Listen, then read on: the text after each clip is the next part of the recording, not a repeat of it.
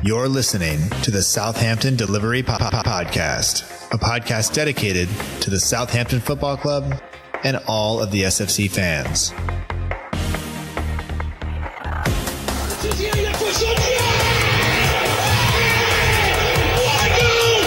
just got to go out and express yourself. Fonte with a scooping header. You just got to get the job done.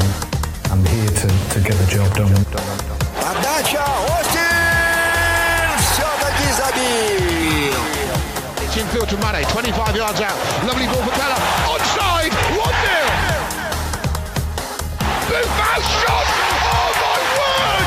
Unbelievable. He ran around the pitch like Bambi on ice. It was very, very embarrassing to watch. And now, your host, Matt Markstone. Hello and welcome to the Southampton Delivery Podcast, a podcast dedicated to the Southampton Football Club and all of the SFC fans. My name is Matt Markstone. I am the host of the show, and no matter where you are, no matter how you may be listening, thank you for making the show a part of your day. I hope that you enjoy it. If this is your first time, welcome to the show. This is episode 82. I hope that you find it enjoyable. I hope you find it informative. I hope it's something that you'll subscribe to and come back to. If you've been here before, welcome back. I do appreciate you listening. This year, for the season preview show, we decided to talk to a number of people from around the kind of Southampton fan base and ask the same questions of them to get their ideas as to what they think will happen over the course of the season. So some of them, some of the questions you may maybe can anticipate, highest score, most assists, things like that. We'll also ask, for lineups and players that will have a big impact or players we'll miss or whatever. So we'll ask all those questions of everybody that is on the show today. And a special thanks goes out to everybody who was able to make it work. There were even more people who were interested in coming on the show and who couldn't make it work. And then once I had a certain number of people, of course, we had to say no. But even so, even though we said no to a number of people to come on this week, the show is still very, very, very long, and I apologize. So what I would recommend is about halfway through, I'll let the interviews run about halfway through, just back to back to back. And then after a certain number, I'll say, okay, like this is probably where you're getting to work. Take a break, come back, and then be in for round two. So it is a long episode. I do realize that, but this is the also the season preview, and we wanted to give you as many perspectives as we can. So hopefully you get it all in before Burnley on Sunday, but maybe with the extra day in there, maybe you'll have enough time. So with all that said, we will just jump into it now. Here is my first interview that I did. You'll hear them in order, and we need to mention these were all done, some even before the Celta Vigo game. All of them were done before the final tune-up game that, of course, didn't go very well. And I was out of town for the weekend. I had no cell signal. I had no Wi-Fi. I was camping. I came back into town to see the score of the game and kind of the fallout from that. So I wasn't all that happy with what I saw, but take that into consideration when you're listening and when we're talking about things, because that game had yet to be played. So anyway, here we go. We'll jump right into it. I hope you enjoy the show. I'll talk to you in a while.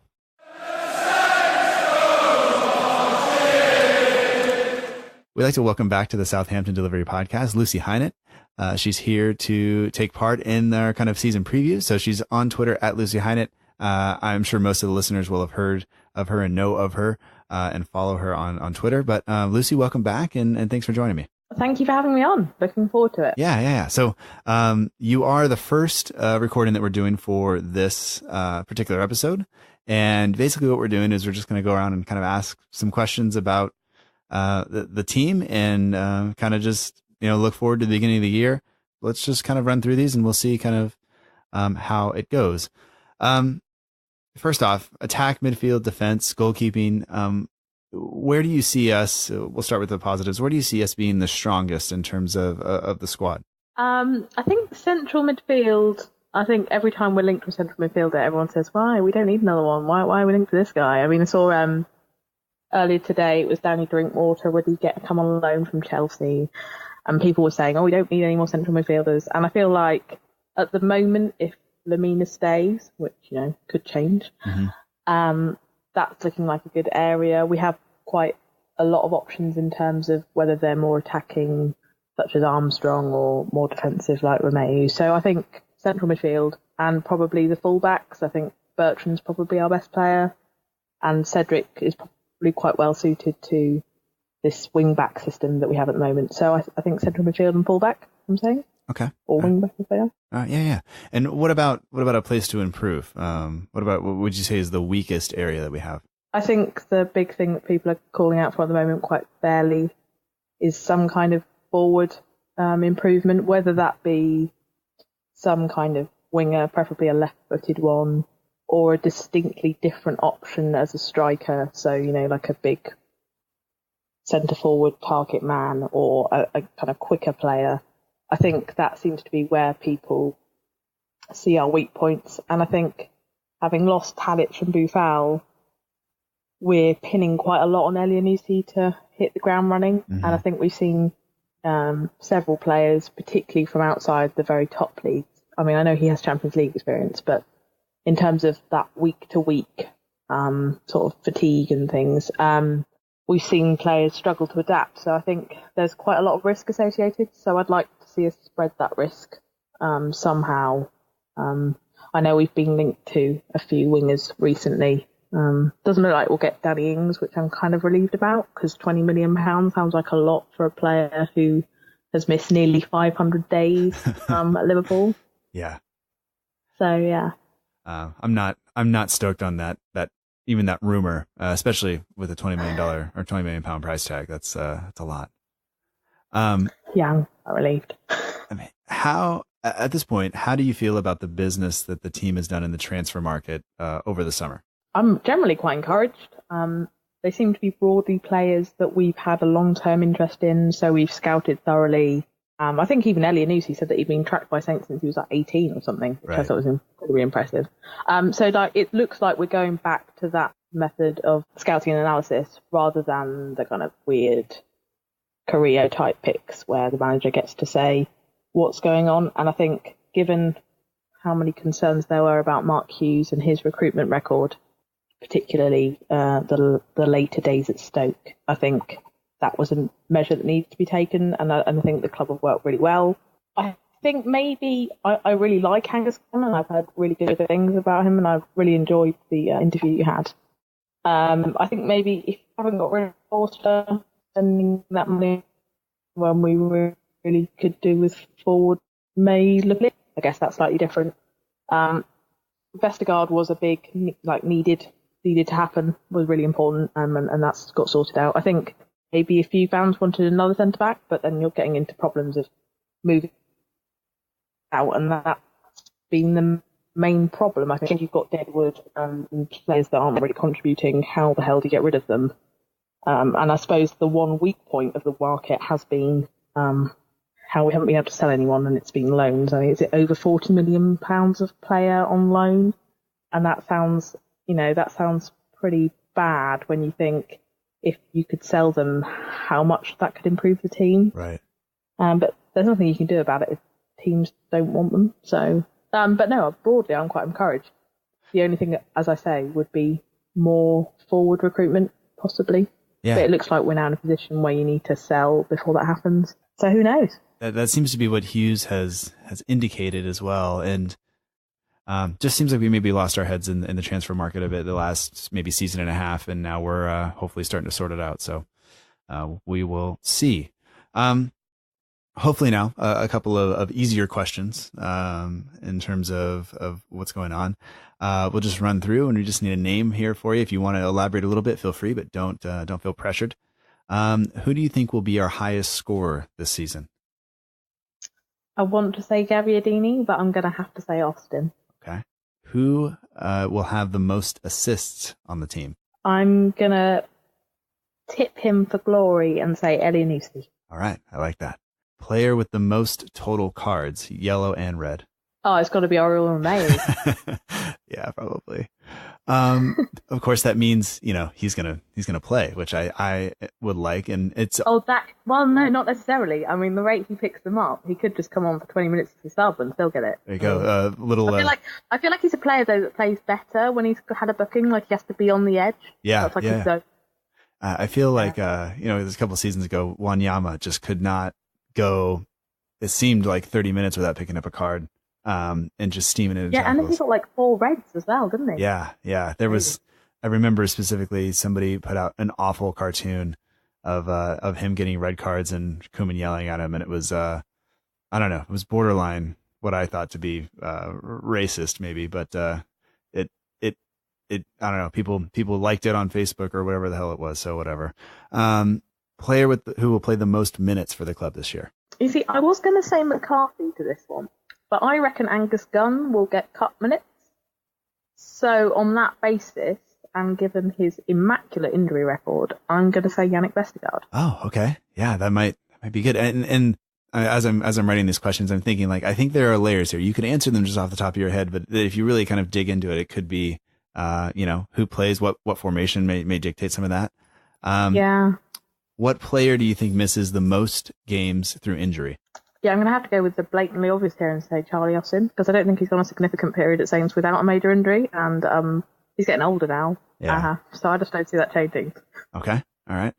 Unless, of course, we buy Danny Ings after all. Well, they'll just keep each other company in the training room. Yeah. Youth player most likely to have an impact on the first team. Do we still count Sims, or is he too old? That's fine. He mostly has played for the youth team. Okay. I'll say Sims, because we don't seem to be getting... I think targets lodged behind Bertrand, unless Bertrand plays left at the back. So I've got to say Sims. The depth there out wide is not nearly as prevalent as it is in central midfield. So you could see Sims get an option there. So an opportunity, I guess. What new signing do you think? We've made 4 so far. So of course we could have others between the time, either later this window or in January. But which new signing do you think will have the biggest impact on the team?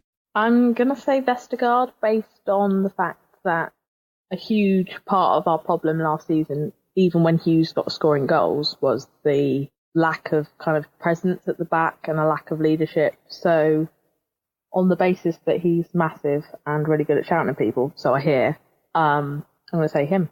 Yeah. Everything I've heard about him has been good. I am after recording that episode where I talked to the guys that had watched him over the past couple of seasons, I couldn't help but just be excited. And then of course he came in and made that horrible lunging sliding challenge. Yeah. But hey, he's just back. I'm writing it off, and it's okay. We all make mistakes. Listen to every episode of this podcast and you will hear them all. So, what outgoing player do you think Saints will miss the most this season? Well, I think we've only had one sale that we really wouldn't have, not necessarily have wanted, which was Dusan Tadic. Uh-huh. So I'm going to say Dusan Tadic.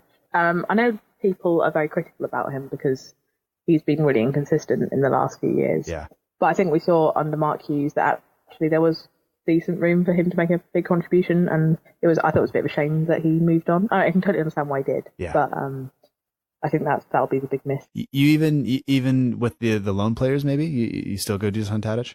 Yeah, just because I just don't think anyone considered those loan players as types that we'd have relied upon or wanted necessarily in the team. So yeah, I think Tadic. Which one player, if you're going to pick anybody just to watch this season, which one player are you kind of watching, I guess?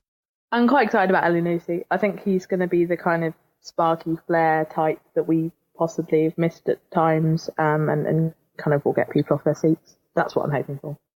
Okay. All right. Now, if I ask you to give me your starting formation, I know I wrote down on the questions that I sent to you for Burnley, but just imagine everybody World Cup wise and everything. Everybody's back and everybody's healthy. Who would you start? I guess. Who would formation? I start? Yeah, and then we'll do the where you think Hughes is going to go with it. Given that we've got Vestergaard in, and I felt like a lot of last season playing 3-4-2-1 was partly because we didn't really have very good centre backs.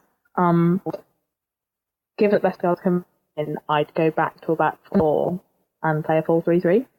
So I'd play Cedric, Yoshida next to Vestergaard, because if Vestergaard's got one clear weakness, it's a lack of mobility. Mm-hmm.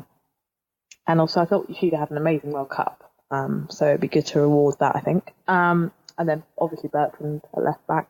I feel that's harsh on Matt Targett, and I know there's a lot of interest in him, but I think Bertrand's our best player. you can't really leave them out. And then I'd have a midfield three of, if Lemina's still here, Lemina, Højbjerg and Armstrong, which seems harsh on Romeu, and maybe Romeu works as better as a single pivot, but I find it very difficult to leave out any of the other three, so who knows, maybe Romeu into Lemina and put Højbjerg slightly wider, I don't know. And then, based on what we've got available at the moment, I'd have Gabbiadini up front with Elyounoussi and probably Redmond flanking him, maybe. But again, I'd rather not play Redmond if we can bring someone in. Okay. All right. Yeah. Oh, and then what do you think Hughes is going to do? Do you think he'll go 3-5-2 or 3-4-3 or whatever it is? Yes, I think like a 3-4-3 or a 3-4-2-1, something like that. I think it'll be that. So I'm saying, sorry, I'm just to clarify, I'm allowed World Cup players even if they might be a bit of a doubt for their first game. Sure. Okay. I'd have probably Cedric, Yoshida as the right centre back, Vestergaard in the middle, probably Hoot as the left centre back. And I know lots of people have been very critical of Hoot recently, and I have to be honest that I thought he'd come good, and I'm not sure he is. But he is left-footed, and he has the one thing that he seems to have brought over from his game at Lazio is the ability to hit a long ball and have a good range of passing. So I'm going to say Hoot for the left centre back option, but I will totally accept it if people hate that. And then I'd have Bertrand as the left wing back, and then probably maybe Armstrong and Højbjerg, maybe, just because I'm not sure I completely trust Lemina at the moment, and I'm not sure Hughes does either. And then probably again Redmond and Elyounoussi either side of, probably it'll be Charlie Austin for Hughes. I think Hughes likes Austin, seems to get on with him, rates him, and I suppose he's a bit more of a kind of English traditional forward. So I think it'll be that.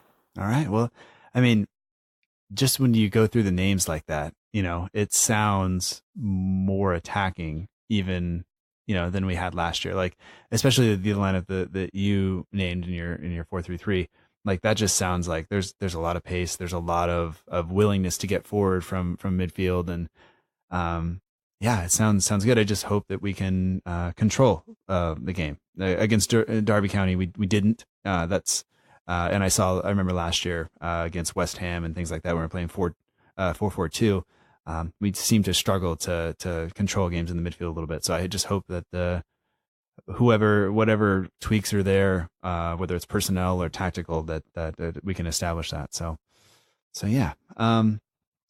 Last question for you. Where do you think we're going to finish this season? Yeah, this is a big one. I'm optimistic that we'll be better. I'm not as optimistic as some are that we'll sort of recover to the levels that we were. So I'm thinking somewhere in the third quarter of the table, probably in the middle somewhere. So 12 for 13, maybe. Okay, I think that's fair. I think we're still a ways away from really being able to push really high up the table. And I'm not even talking about Europe. I'm talking about 8th or so. I think that's asking a bit much. But yeah, I think somewhere between, I said somewhere between 10th and 12th would probably I'd be happy with either of those. At 10th, I'd be pushing it probably, more likely 12th to 14th or so. So, I think I agree with you there. Do you have any final thoughts? I know I don't want to rush you through this, but we have a lot of interviews going. So anything else you'd like to say? I think that this part, like determining where we're going to finish, I think is quite difficult, because you have teams like West Ham who have spent £95 million or whatever it is, and then you have teams like Palace and Burnley who don't seem to have done anything at all yet in the window. So I think at this stage, kind of like 10 days out from the window closing, it's actually quite difficult to determine where we'll end up. So that's definitely one to kind of keep an eye out on, I think, because I think we'll see lots of late movement from various teams. Yeah, Burnley as a team, they're going to be involved in European competition, and they haven't done, anything. And they already had a pretty small squad to begin with, so it's going to be difficult to see those guys play Thursday, Sunday, and keep it up. So But a good start for Saints though, if they are playing Thursday. So. Yeah. I hope they either come back really dejected or just really tired. I think they have to go to Turkey. I think. Yeah, you're right. I could be wrong. Istanbul. Yeah. So enjoy that. Right then. Although the weather in England is probably preparing them just fine for that recently. It's been, it's been hot. We've just had a load of rain, so possibly not. Well, Lucy, thank you so much for being willing to do this. I appreciate it. And I look forward to having you on later in the season for a regular episode. Cool. Great. Thank you for having me. All right. Have a good day. You too. I'd like to welcome back to the Southampton Delivery Podcast, Ben Hernandez-Stroud.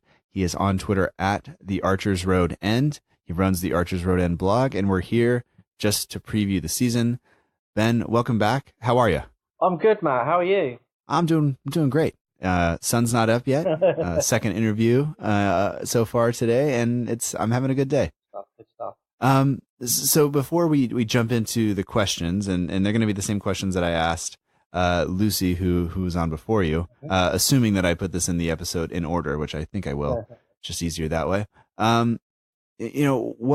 What is the Archers Road End, and what can people expect if they go visit the blog? Yeah, well, the Archers Road End, it's on Facebook, Instagram, Twitter. We've got a blog. It's a quarterly blog, and I try to use it as a platform and really kind of a pause for breath and a review of what's happened with a little bit of what's to come around the football club. So, we're talking about what's going on the pitch, but more reviewing it and what's going on within the club and really kind of trying to make sense of it, taking a deep breath and trying to take a rational stance on it, which can be difficult at times because football is an inherently emotional beast, and being a football supporter is a kind of real trial at times of, it can be quite emotionally draining. So I try to kind of present kind of quite a relaxed and rational view of the club's kind of goings on and off the pitch, and I hope I do that. I spend a lot of time on there on Twitter, chatting as well, but that's basically what I do. It's a quarterly blog. All right. I'm a frequent visitor of the blog. I enjoy it, and I look forward to when you do post. So just to start, you look at the team now, where we're at, and this is July 30th, so there is still time left in the transfer window. There are rumors out there of people leaving, but I'm not sure what credence to give that. So as of right now, attack, midfield, defense, or goalkeeping, where do you think Saints FC are the strongest? Where we are the strongest, that's a good question. I think that we have a good degree of strength and depth in our goalkeeping department. I think that we have two very good goalkeepers. I think that Gunn's an excellent signing. I think McCarthy's a great first choice. Yes, Forster's probably going to go out on loan, but we have other keepers at the club who can step up into that third choice, that third choice position too. I think we have a strong defence. Maybe we're a little light, in and around Cedric's position on the right. Mm-hmm. But I can see Harrison Reed dropping into that position at some point in the season. I think that he's going to be kind of utilised a lot more as a utility player, either playing across the defensive midfield or on the right-hand side this season. We have a very strong midfield. Genuinely think that we have one of the best midfields in and amongst kind of the second tier of Premier League teams. So I think we're very much in kind of the middle tier of Premier League teams. I think we've got some really good attacking depth there. Elyounoussi is a great signing. I think that Redmond playing in a more attacking lineup is going to have a better season this season. I think that we'll have a good season in midfield, and I'm really happy with obviously Stuart Taylor coming in. He's Stuart Taylor. I forgot that Taylor. What was his first name again? Stuart. No, it's Stuart Armstrong. Stuart Armstrong. I've just said Stuart Taylor. I'm obsessed with the man. Sorry. It's all right. I could not. I couldn't get it out of my head either. Once you said it, it was like, oh yeah. Wait. No. Wait. I just like squad players with good hair. Yeah. I think that Stuart Armstrong's going to be a great, good signing. We're buying potential again, which is great. Striking, I think we're a bit light, but that's, you look at every club in the Premier League and what are they looking for? What the fans are clamouring for? Everyone wants a proven Premier League goal scorer or a proven 10 to 15 to 20 goal a season striker. It's the hardest role to fill, which is why, any half decent striker can be shifted around for 20 to 30 million pounds. So I think we see Austin or Gabby starting as our first choice strikers, with Long plus one more. I think Gallagher's probably the most likely to go because he's at this stage where I think as a player to, in terms of development, I think that he'll want to go on and be playing week in, week out, and he's not going to get that here. Right. So I think he'll go to a championship side. And I think we're signing another striker, but I think the fans may be a bit surprised and disappointed because personally, I don't think it's going to be I don't think it's going to be here's someone who's going to go into the starting lineup and get us 10, 15 goals a season. I think we're by potential again. Yeah. I think we're by a young striker with the potential to do that. Because we already have two strikers who should be hitting or being in and around their prime in Austin and Gabbiadini. And then we have Long backing that up. We can play across the front line and fill in different positions as well, play out wide on occasion too. So I think we'll have Gallagher out and buy another player with a bit more potential to score goals, which is, why the link to the striker from Bruges is kind of, I think, a pretty solid one. But I think it all depends. Agents will drag this one out because it's in their interest to get a high fee for a player on deadline day now. So, I think that's what we'll see. Yeah, I mean, if you look back last year, just to go back to everybody wants a 15 to 20 goal striker. You know how many people actually scored 15 or more goals last year in the Premier League? Oh, you've got this stat. Please tell me. 7. Yeah. So, I mean, literally everybody wants it. That's great. I mean, I want a lot of things, but, I don't see us signing Lacazette, and he didn't even get there. It's Firmino, Lukaku, Sterling, Vardy, Aguero, Kane, Salah. That's it. Not Eden Hazard, not Riyad Mahrez, not anybody else. So, and how much are those players worth on the market? You're looking at those players and you're going, right, okay, Kane, he's 80 million plus at the moment with the contract he's on. Mm-hmm. You've got Sterling, you've got all of these players. They're all 50 million plus, and we don't have the means to do that, which is why we have to try and sell smart and buy with potential. Right. And look at our record of when we sign players who are over 15 million pounds. It's pretty patchy, to say the least. Pretty Buffal, those are two for to use as an example who were hardly the most successful signings. Yeah. I guess up until this point now in the market, obviously with a few days left, how do you feel about the work the team has done or the club has done so far this season, bringing in the 4 signings that we mentioned, Vestergaard, El-Nusi, Armstrong, and Gunn? Yeah, I think the club's done it. I'm pleased with it. Like I said, I think there's one more deal to be done, but I think we've had some good ins and outs.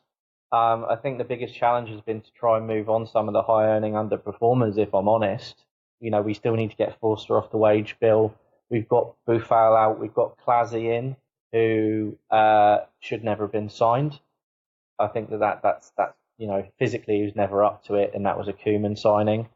So I think we've had a good summer, and I think that I think we have to be careful when people start to say we need to show up more ambition in the transfer market, because show ambition I've kind of found as amongst kind of certain sections of the support, show ambition is just code for spend more money, and I think that we've seen Palace a couple of seasons ago spent a ridiculous amount of money. Has that improved their league position in any way, shape, or form? Hasn't.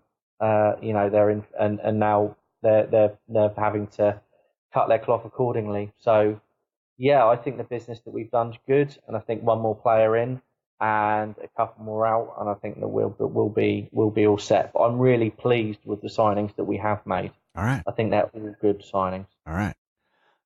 Let's run through some of these questions now. Just need a name. If you want to elaborate a little bit, feel free, but don't feel pressured. Sure. Highest scorer for the team this season. Highest scorer for the team this season, I am going to go with Austin if he stays fit. All right. Player with the most assists. Player with the most assists this season, I'm going to go with Mo Elianusi. I think he's going to do really well this season. Player with the most cards, both yellow and red combined. Oh, Oriel. It's going to be Ray. It gets booked every game. Seems like it. Without a shadow of a doubt. Who will play the most minutes for the club this year? All competitions. Most minutes for the club in all competitions. I think that's going to be McCarthy. Okay. Player who will miss the most matches through injury. I think that's a toss-up between Lamina or Austin. Oh, Lamina. Yeah. Which youth player do you think will have the greatest impact on the first team? That's an interesting one. I think that we have to cut out talking about James Ward-Prowse as a youth team player now, because I think he's a first team player now. Yeah. I would probably say it'll either be Matt Targett or Harrison Reed. Okay. This season, yeah. All right. What about a new signing that will have the biggest impact? I think Elianusi. I think he's going to be a very good player for us. He just seems to have the physique and the creativity that we've needed, and maybe kind of a bit more of the drive. Yeah. Which outgoing player, so either on loan or Tadic, who has been sold, which outgoing player do you think Saints will miss most during this year? Oh, I think Tadic. I think Dusan got a lot of very unreasonable criticism in some quarters for his performances. He's the reason that game against Bournemouth when we won 2-1. A lot of people say it's Gabbiadini's goal against Swansea. Yeah, that actually kept us up. Yeah, that's fine. But I think that Tadic's performance against Bournemouth is the reason we're still here in the Premier League. Yeah. And I think on his day, he can create performances like that, and he can picked the game up by the scruff of the neck there, and absolutely owned it. And I think that we'll really miss him. And I think he was a good servant to the club for the 4 seasons he was here. And I think we'll miss him, but Elianusi is a good replacement. All right. Do you think Hughes is going to go with the wingback situation? I mean, it seems like it, but is that what you see him doing as well? Yeah, I think he'll go with that. I think that's what he's been lining up, and I think that's what he's been looking to do. And I think that's traditionally that's worked well for us. Yeah. Where do you see us finishing this season? I would be happy with another season in the Premier League after this season and a cup run. That's what I'd be happy with. I think that I look back and I'm just thinking back to 4 years ago when we sold Lallana, Lambert, Lovren and Shaw, lost Rodriguez to injury, lost Pochettino, Morgan Schneiderlin went on strike, and we brought in Tadic, Pella, Mane, Alderweireld, and had Koeman as manager. Mm-hmm. It was an incredibly turbulent summer. And I think that if you would have asked many fans at the start of that season what they would have been happy with, the answer would have been 17th, happy with just surviving. And obviously we went on to absolutely thrive that season. Right. We had a fantastic season. And expectations were raised internally and externally. And I think that we're coming back down to earth now. And I think that reality is starting to set in again. And I'm not sure, I know football's escapism, but I do think you have to take that escapism with a pinch of reality. We are a mid to lower level Premier League team. And the glass ceiling at the top of the league means that unless we have a significant injection of funds, or we're bought by, we're bought by the Saudi royal family or something like that, we're not going to get much beyond that. We're the 19th. People say we're the 18th or 19th richest club in the world. We should be spending lots of big bucks. I think our argument's pretty baseless when you consider the clubs that are above us. The 17 or 18 clubs above us. They've got significantly more money than us, and it doesn't really mean anything for us to be 18th. And I'd just be happy with a really good season. Yeah. I'd be happy with an interesting season. I'll be happy with one that ends with us staying in the league and a decent cup run, and be kind of a couple of players emerging. Yeah, I think that's fair. Yeah, that's fair. All right. Well, that's all the questions I have, Ben. Thank you. And once again, you are at the Archers Road End on Twitter. You're also on Instagram and on Facebook, and the blog is the Archers Road End. Is it .com or .co.uk? I forget. It's the Archers Road End .wordpress.com. Okay, there it is. All right, and we'll put all the links to those things in the show notes so people can click on it, find it easily. And thank you for your time, Ben. I appreciate it. Oh, no, really appreciate it. Thank you, Matt. No problem. We'll talk to you next time.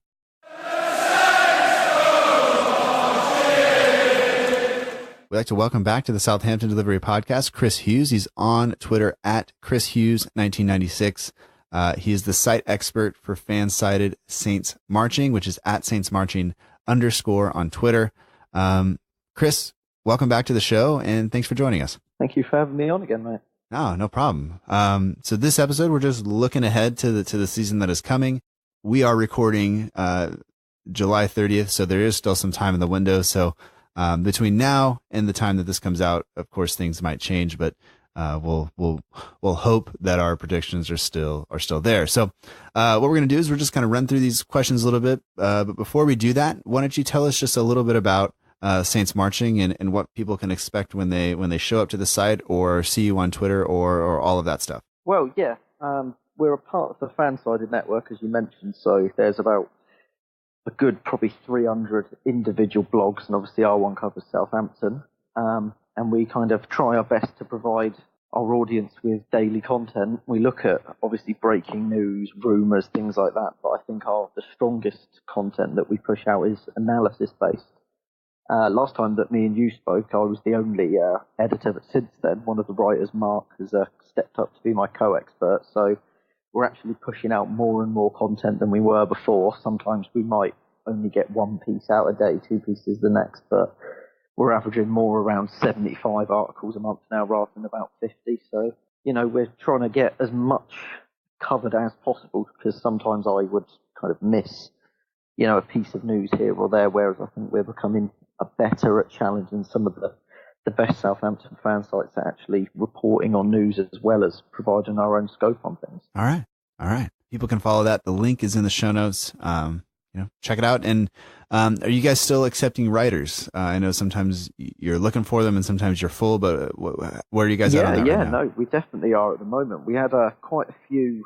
We had a team of about 6 or 7 towards the end of last season, and a couple of our writers left because they graduated their uni course. Dan Hargraves was one of our more consistent writers, and he's obviously stepped up now to be the editor for Talk Saints' site, so obviously he left. And we had a couple of writers step down, so we've taken on about 3 or 4 over the summer who are going to start kind of hopefully pumping out regular content when the season starts again. But no, we're always looking for more writers to take our content to the next level. All right. So if you're interested in writing, get in contact. And now we'll run through these questions. So let's start here with attack, midfield, defense, goalkeeping. Where do you think Saints are the strongest right now? I would say either the centre of defence or the centre of midfield. I think our defenders we already had like a really good core of central defenders, but we lacked kind of a physical player. And obviously with Vestergaard, who we signed about just under a month ago, he's kind of was that one missing piece, because we had quite a lot of defenders who were more, able to bring the ball under well and distribute it nicely, but we lacked that real aerial presence. Mm-hmm. And I think in midfield, we already had 4 really decent players, obviously in Lamina, Højbjerg, Davis, and Romeu. But obviously we've added Armstrong, who is a little bit more attacking, but he's got a real nice engine on him. And although I expect Reed to play more as a backup right wing back, we've obviously had him come back from loan. So I think we're really deep in both of those 2 positions in whatever formation we want to play. Where do you think we're lacking right now? Where do you think we're looking the weakest or like we need improvement? Well, hopefully we aren't done with our transfer business. Obviously, as you said, this is July the 30th, so we've got kind of 10 days or so left to bring in some fresh faces. But I think at this point, despite the fact that we only have 3 out-and-out wingers, I would say our weakest point for me is actually up front. I think Sam Gallagher looks more likely that he's going to leave rather than stay, and then it leaves us with 3 forwards. Austin, who, whilst I love him, he's so injury prone. The reality is he may spend 2 or 3 months out next season on the sidelines.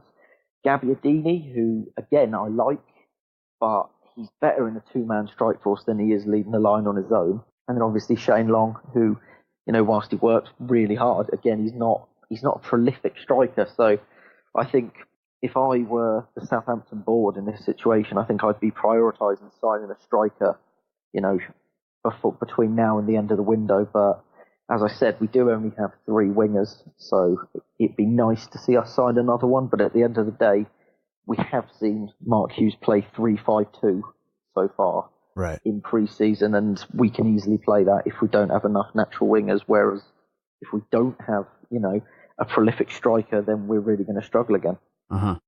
How do you feel about the work the club has done in the transfer market so far? How would you rate the incomings and outgoings to this point? I would say if you sort of asked me about 2 weeks ago, when we just signed those 4 players in a fortnight or whatever, I would have said brilliant. But now I'm starting to worry that it might be, if we were to not sign anyone else, then I would call it incomplete. I think we needed Gunn, we needed Vestergaard, because, I think Forster's going to go, and we needed the aerial presence. And I like the arrivals of Armstrong and El Yunusi, but I think we need another winger, and we do really, really desperately need a new striker. And I think at this point we might have lost out. One of the players that I really liked was the Iranian winger who joined Brighton. I'm not going to attempt to pronounce his name because I'll only butcher it, but he was a player who I thought would be really good down the right for us, and he's gone. But in reality, when you look at the kind of strikers that we were thinking about, who we think Southampton could sign at the start of the summer, you look at Dost, you look at Nikolai Jorgensen, you look at Maxi Gomez, you look at players like that, they're all still available. So I think between now and August the 9th, we need to sign at least 2 more players for it to be really successful. But I am definitely happy with the players that we've brought in so far. All right. These next couple questions are just a name. If you want to elaborate a little bit, that's great. If not, no worries. No pressure either way. So who do you think will be our highest scorer this season? If he stays fit, Charlie Austin. If we sign a new striker, potentially him. But I don't see it being Gabbiadini, unlike some people have said. Okay.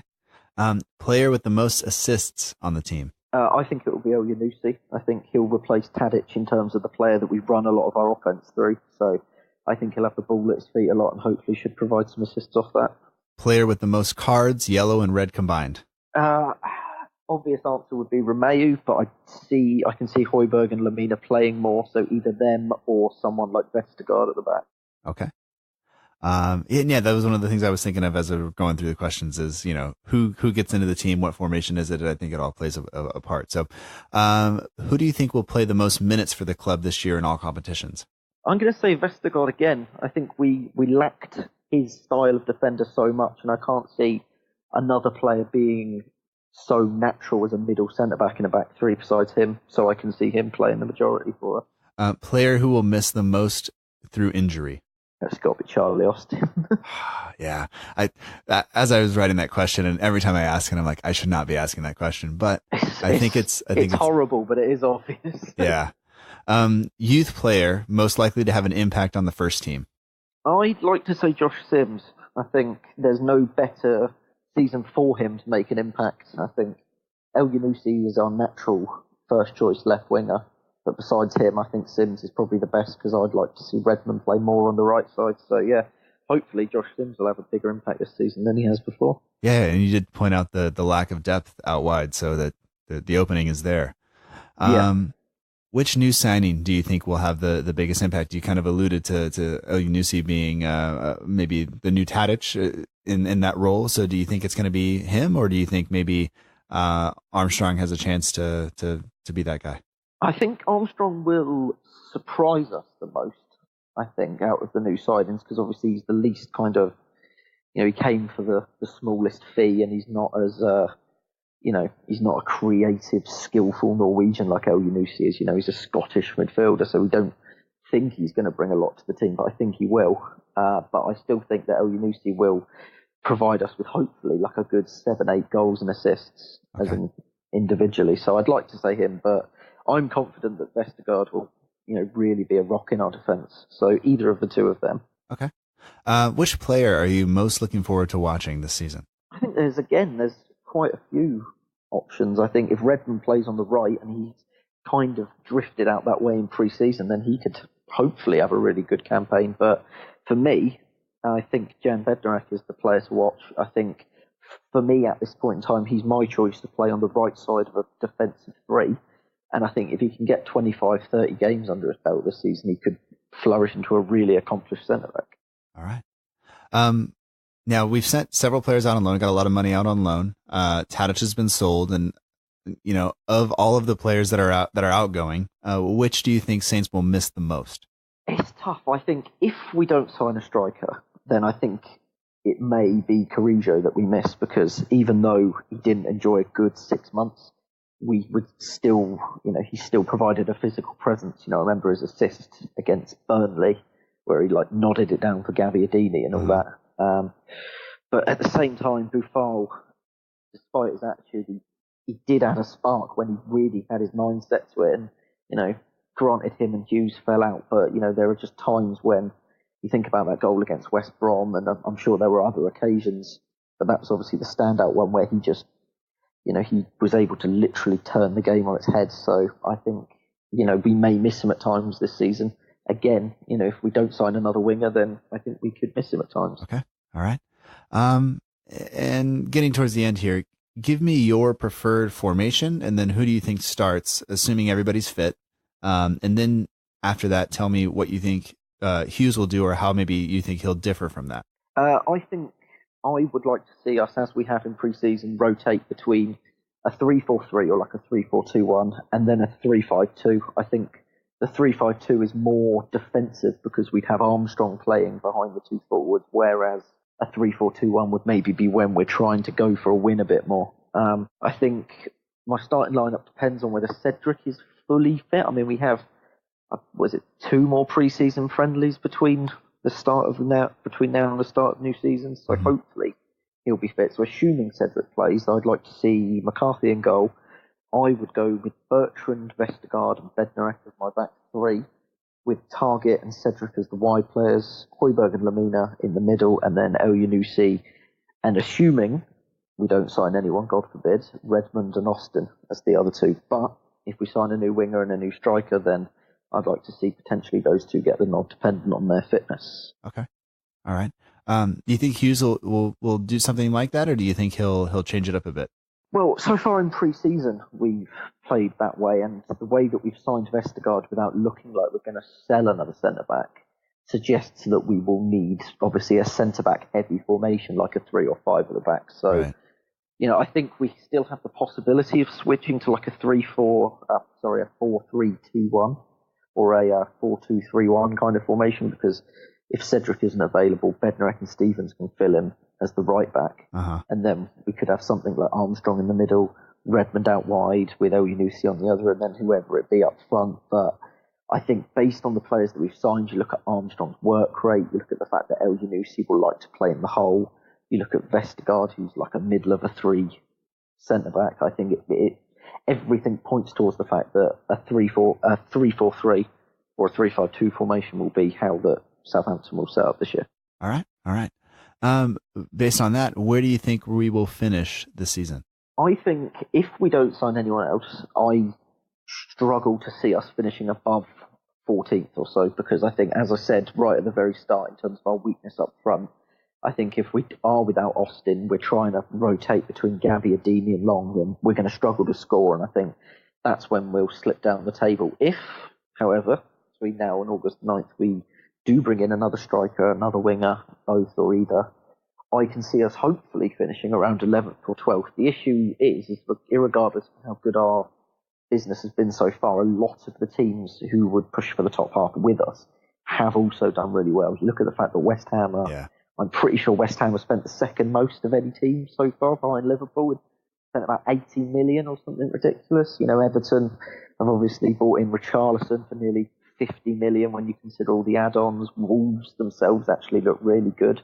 Fulham got promoted, have brought in both Schürrle and that Seri from Nice. Mm-hmm. So, you know, every team around us is doing really well. Leicester obviously signed Maddison, the guy that we were apparently linked with bidding for at one point. So right.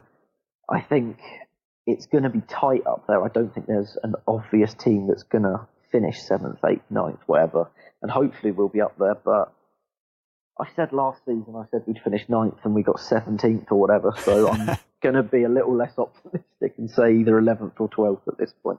All right. That sounds good. Well, that does it for the questions that I have. I appreciate your time, Chris. No worries, mate. Where can people follow you, both personally and in the account again, just one more time? Well, you can follow me personally at Chris Hughes 1996, or the Saints Marching account is at Saints Marching with an underscore underneath. All right. At the end, I beg your pardon. Yeah. And all the links to those are in the show notes so people can click and go easily to them. I would encourage people to do that. And Chris, thank you so much for your time. I do appreciate it. Not a problem.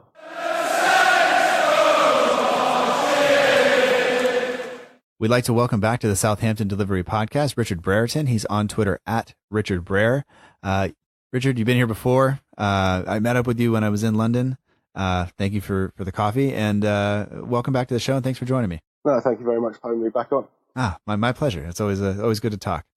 So how's life? How are things going in your end? And it's been warm in London, but now I understand, based on my other conversations, that it's a bit cloudy again. But how's it going? Yeah, not too bad. It's been a good summer with the World Cup and the weather. So yeah, it's been pretty fun. But as you say, it's getting a bit cold, a bit windy at the moment. So yeah, hopefully the weather improves again soon, and just in time for the football season to start. Yeah, not quite cricket weather for you right now, is it? Well, I'm playing this evening, so it better be. All right. Well, good luck with that. Thank you. I won't keep you too long here. Just got some questions for people, and just to jump right in here, between attack, midfield, defense, and goalkeeping, where do you think Saints FC are the strongest right now? I'd say probably central midfield. We're fairly well stocked in that area with good kind of different options, providing no one leaves. I think arguably goalkeeper, we're pretty well stocked at the moment. It sounds like Forster's due to head off, but with McCarthy's performances last season and Gunn's reputation, I think we're pretty well stocked in that area. Where we're lacking, I think possibly defence. Obviously, we've signed Vestergaard, but we haven't seen much of him so far. And there's still big question marks over Wesley Hood, Jack Stevens, and to a lesser extent Bednarek, who's played well for us, but we've still only seen him in a handful of games. So, in addition to that, I think the absence of a backup to Cedric leaves us vulnerable in that area. But looks like players like Ward-Prowse, Reed, maybe even Long might deputise for him. But I suppose we'll have to see how that goes if and when the time comes. Yeah, and depending on how you line up, if you play like more 3-4-3, less 5-3-2 or whatever, you have more options, I guess, to fill in there. You know, Long could play on the right hand side, not necessarily as a wing back, but as a wide player. Although true wingers I would say we're maybe lacking a little bit too. So yes. So yeah. We're probably a striker short as well still. Yeah. Obviously Carrillo came in to supposedly solve that problem last year, and we all saw how that turned out, and obviously he's gone, but we still haven't brought somebody else in. So, yeah, we're still one striker short on where we've been for the last kind of year, 2 years. So I think we need to sort that one out as a massive priority. Yeah, and just a little bit more on that. To this point, I mean, we're recording on July 30th, so there's still time in the transfer window a little bit. But how how do you feel about the club's work in the transfer market so far? I think it's been reasonably good. Obviously, it started off quite quickly. We had that flurry over a week, 2 weeks, where we had several players go out on loan. We had El Yunusi, Vestergaard, Gunn come in. Obviously, Armstrong a little bit before that. But it's died down a little bit since then. I think there were quotes from somewhere, I can't remember where it was, that because the squad's so big now, we need to get rid of players first in order to bring more in. So I think probably work still to do on getting Forster out, maybe one or two others before moving on another player.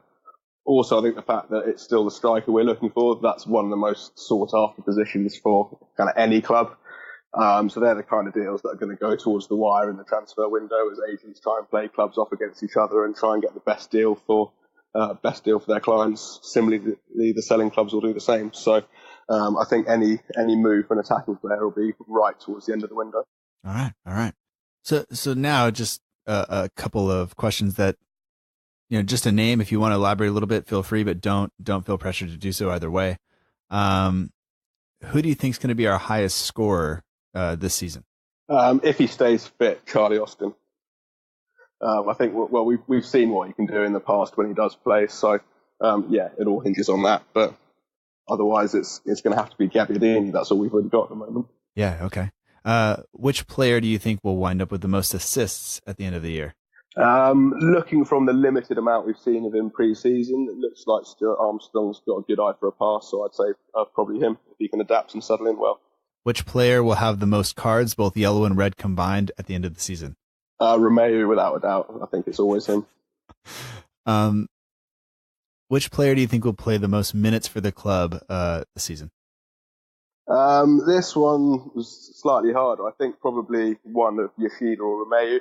I would have gone for McCarthy, but I can see a situation where McCarthy gets replaced by Gunn halfway through the season, so they play about half each. All right. Yeah, I've seen we've had arguments for McCarthy getting it or not based on cup games and other things. But midfield, man, that could be. Romeu, I would say, is the one true holding midfielder, but it depends on what we do that midfield because it is crowded. So Cedric, I suppose, is the other one. Oh, yeah. If he stays fit, we'll play every minute because we haven't really got anyone else. Sure. Which player do you think will miss the most time through injury? Charlie Austin. Nothing really to be said. Yeah. Which youth player most likely to have an impact on the first team this year? I'd like it to be Hesketh, and I'd probably have said him for the last 2 years, maybe. But he, through injury or kind of lack of favour of youth players by various managers, doesn't seem to have made the step up yet. But hopefully this year with a bit of stability with Hughes, he can be given the chance to shine. I think he did pretty well in that South Shields tournament that the youth team went up and played at. So hopefully he can get some minutes and show what he can do. Yeah, okay. Which new signing? We have 4 at the moment. Which of them do you think will have the biggest impact on the team? I'd like to say El Yunusi. I haven't seen much of him, but he was pretty good in the few Champions League games against the English teams. And we've been crying out for that sort of pacey wide player. So hopefully he can be the biggest difference and add something that we were missing last season. All right. Which player, if there's one, are you most looking forward to watching this season? I'd probably say El Yunusi. Just we saw what he did against City. Interested to see what he can do in the Saint shirt. Thought the same of Buffal when he came, and obviously that didn't turn out well. So hopefully El Yunusi can do the business. Yeah, absolutely. Looking at outgoing players, and I guess we can throw Tadic in here. I know the original question that I had just had loan players, but Tadic or any of the outgoing loan players, who do you think we're going to miss the most? Tadic, when I saw the original question, my answer was going to be none of them. Because I think all the players we loaned out were surplus to requirements. But Tadic was obviously big for us. He clearly wanted to go back to Holland and play in a league where he knows he can do really well and finish his career on a high. So don't begrudge him the move, but I do still think we'll miss him because as frustrating as he could be at times, he was really, really good when he was on it. Yeah, absolutely. Starting formation now. Assume, I guess, that everybody's fit. What formation would you go with? And then I guess you can tell me how that would differ from what you actually think Hughes will do when the time comes. So I'd go with kind of three at the back, two wing backs, and the two holding midfielders, and then probably two attacking midfielders behind the striker. I think Hughes will go for something similar, but he may be tempted just to play the kind of one attacking midfielder and two strikers. Okay. But in terms of sort of personnel, I'd go for McCarthy in goal, Yoshida, Vestergaard, and probably just Hoot over Bednarek because of his the fact that he's left-footed. Cedric, if he's fit and available to play the first game, he might not be. So if not, one of Ward-Prowse or Reed on the right, Bertrand on the left, Romeu and Højbjerg in centre midfield, and then Armstrong and El Yunusi behind Austin. That sounds good. I like that. Yeah, I was torn between whether to do kind of Austin and Gabbiadini as a two with Armstrong or El Yunusi behind, but I'd like to see those two attacking midfielders play together and create a few more chances. All right. Where do you see us finishing this season based on kind of everything as it stands right now? I think we'll be somewhere kind of 10th to 12th region, or kind of possibly sort of 10th down to 14th. I don't think we'll be in a kind of the full-scale relegation scrap that we were in last year, but equally I don't think we're ready enough to bounce straight back into the top 10 now. So I think somewhere comfortably mid-table by the end. All right. Any kind of final thoughts? That kind of wraps up my questions. Not really. I think the main kind of thought or concern at the moment is the weakness in that striker area. So if we can bring another player in there, then I think we're in reasonable shape going forward. But it'll be interesting to see how the various new players can gel and if they can, or Vestergaard can sort out the issues in the air defensively. And El Yunusi and Armstrong, if they can help sort out our issues with creating chances. So I think it really hinges on how well and how quickly those players develop as to how the season starts for us. All right. Well, that all sounds good, man. I appreciate your time. People can find you on Twitter at Richard Brer. Link to that is in the show notes. Good luck with cricket tonight. I still have no idea how it's scored. That's all right. It's lots of people don't. I don't know, man. Don't worry about it. All right, Wayman. We'll have a good evening. Thank you. You too.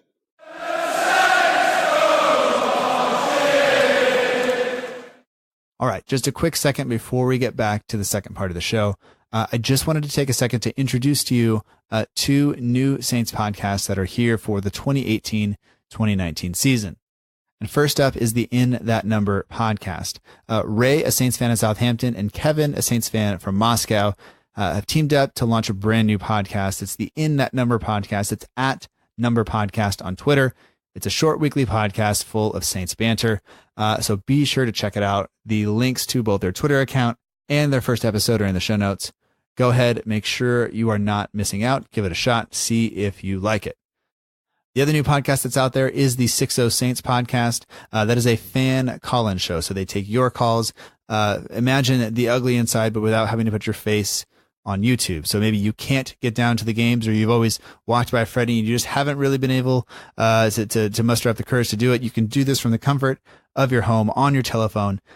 Make it nice and easy for you. You can voice your opinion on what's going on, all that sort of thing. So follow along. Their first episode is also out. The links are in the show notes, as well as the links to their Twitter profile. And their Twitter profile has the number that you need to text to get in contact with them and book your time on the show. So all of that said, let's get back to the second part of the show. Big deep breath. Here we go.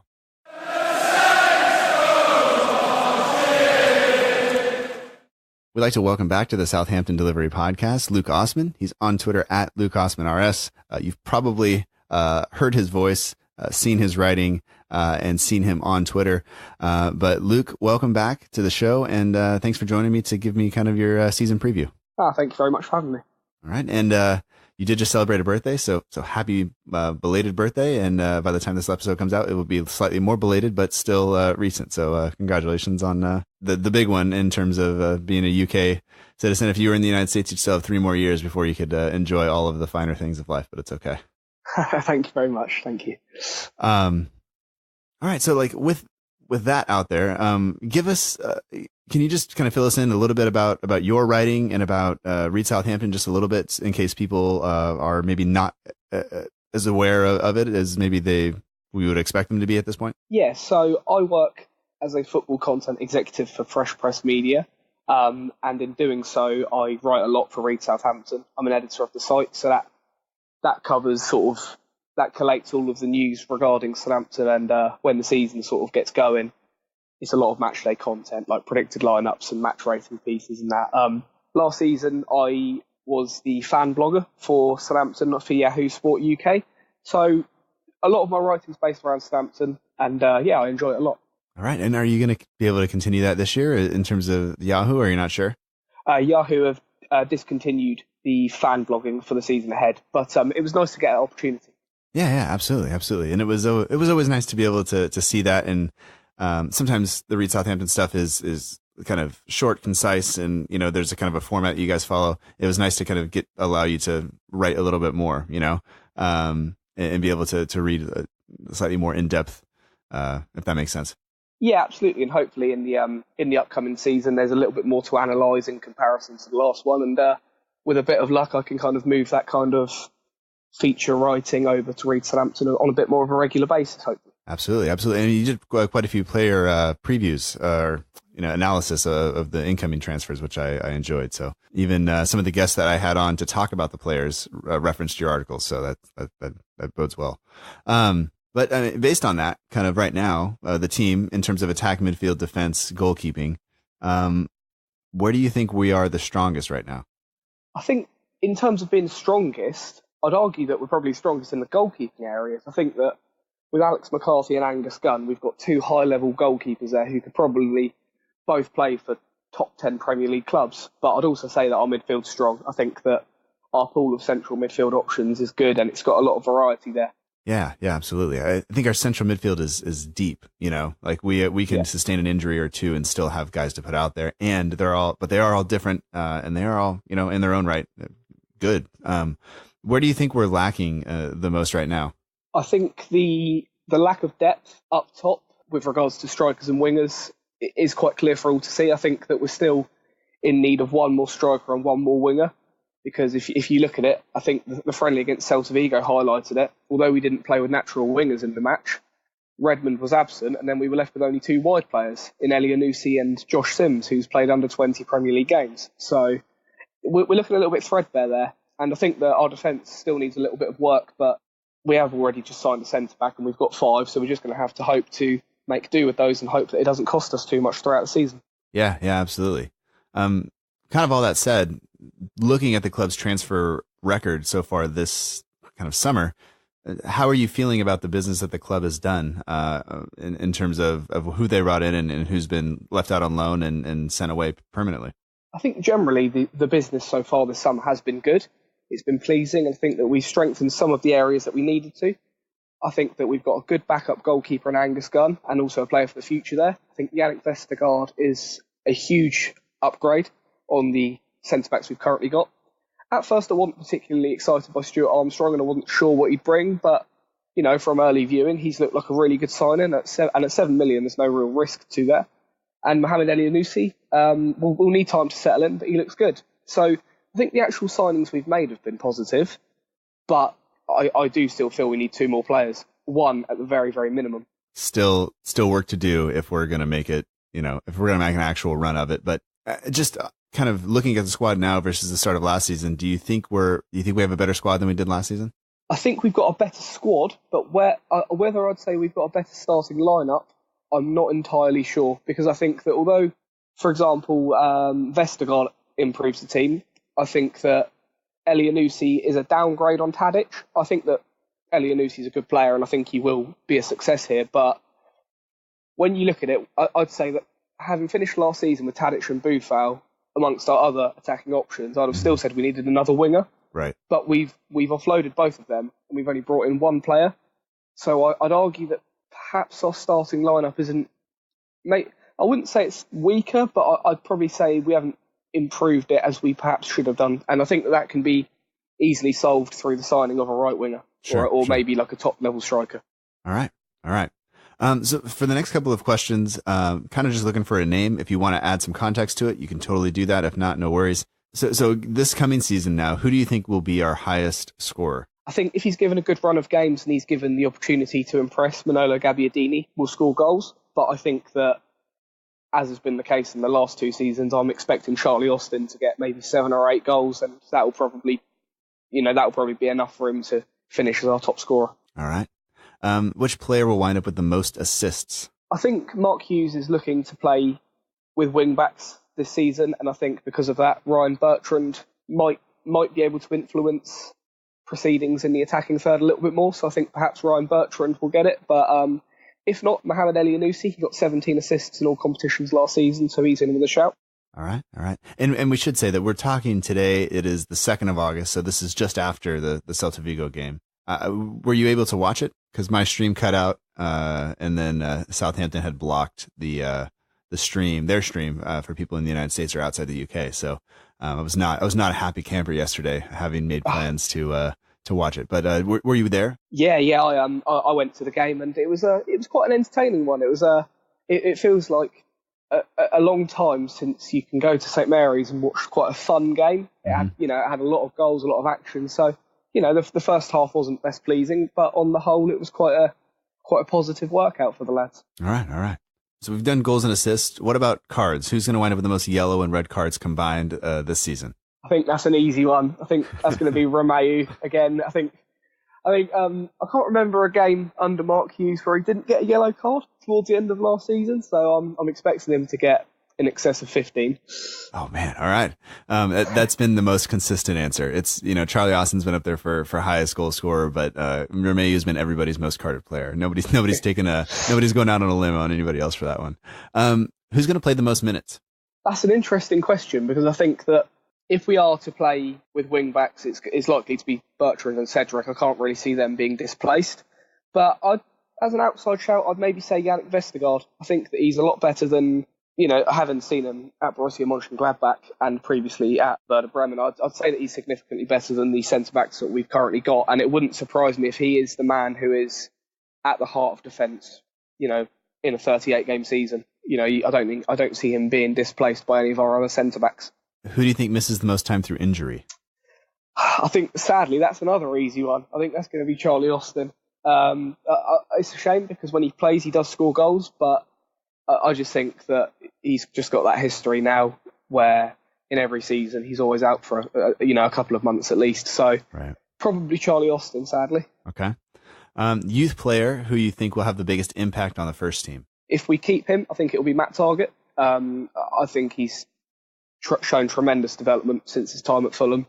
But I think that if we don't sign a winger, Josh Sims, because we're so threadbare in those wide options that Sims is going to have to be called upon from time to time, and I think that he's got the potential to do so. I think that he can influence the game. I think that last season he developed slightly, and who knows, this season could be his breakthrough year. I don't know if you saw on Twitter some of the people putting out the when you see this jersey, who's the first person you think of, and when they put out the the away kit from not last year but the season before, yeah. It's a lot of people said Long, a lot of people said for me it's Josh Sims, like him running with the ball all the way up the field.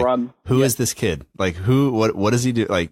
Anybody watching that game that's not a Southampton fan has no idea who he is or why he's on the pitch, and they're just wondering, how is this kid doing that to Liverpool now? And I was just like, that you show me that jersey, that is the moment that I think of always. So I don't know. I hope that he can.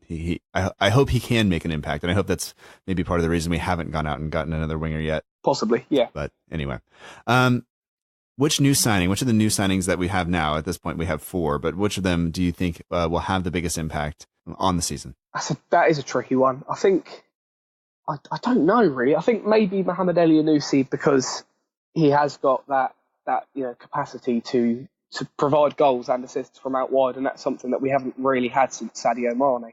Obviously a very different style, but then I look at Stuart Armstrong's displays in pre-season, and he's improved things in the middle. I mean, I'm not sure he's of a higher quality than our other midfielders, but I think that what he does provide is that ability to bring the ball forward.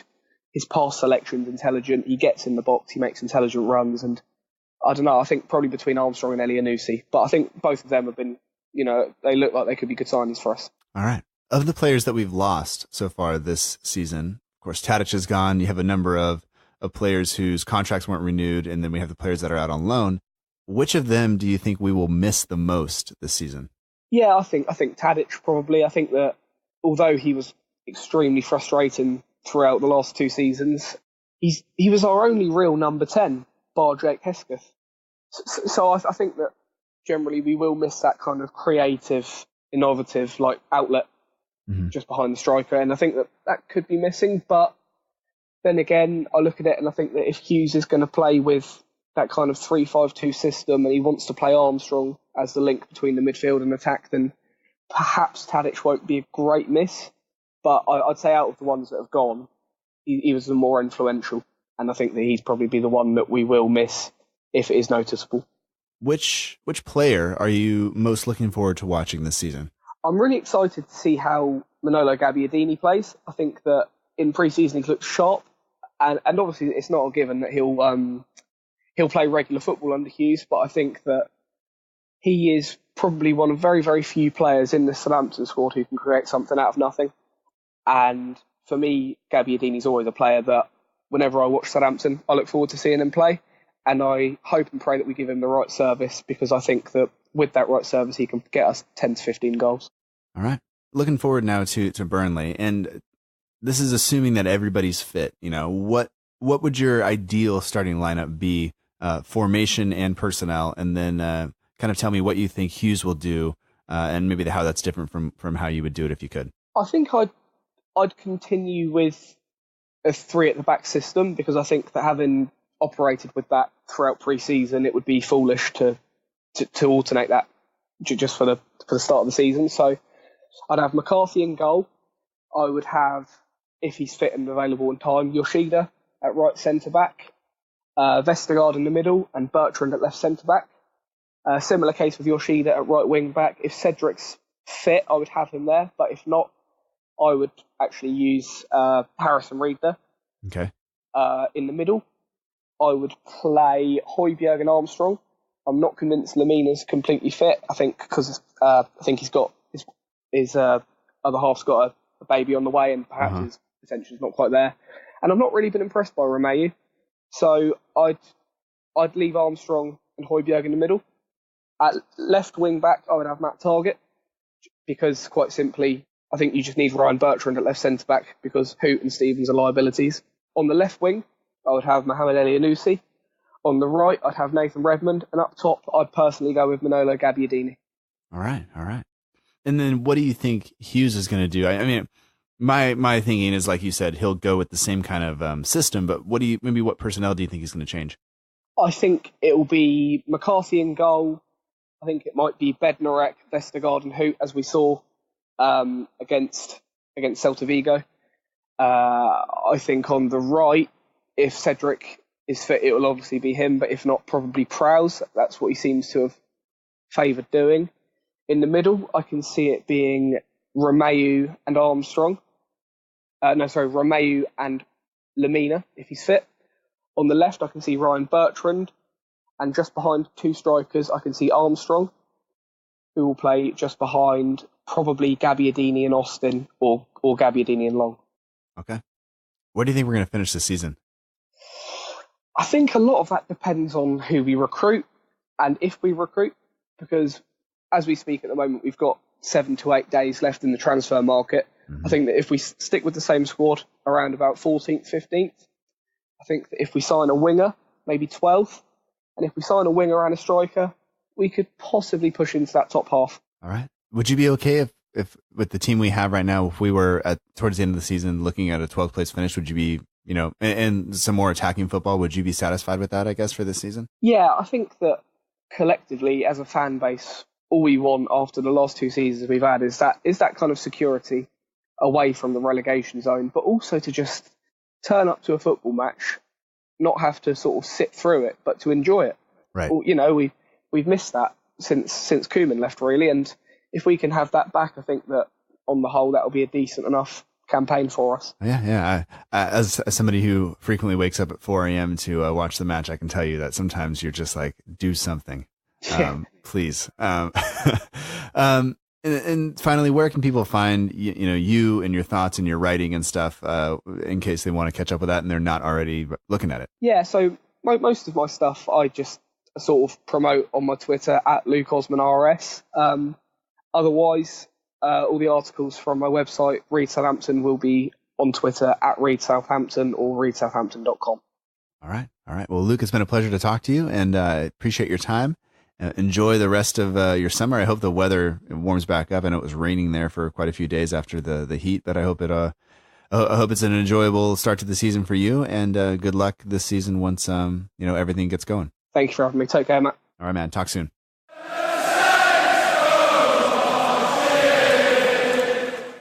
I'd like to welcome back to the Southampton Delivery Podcast, Freddie from The Ugly Inside. You can get him on Twitter at The Ugly Inside. They're also on Instagram and, of course, on YouTube, and the links to all those are in the show notes.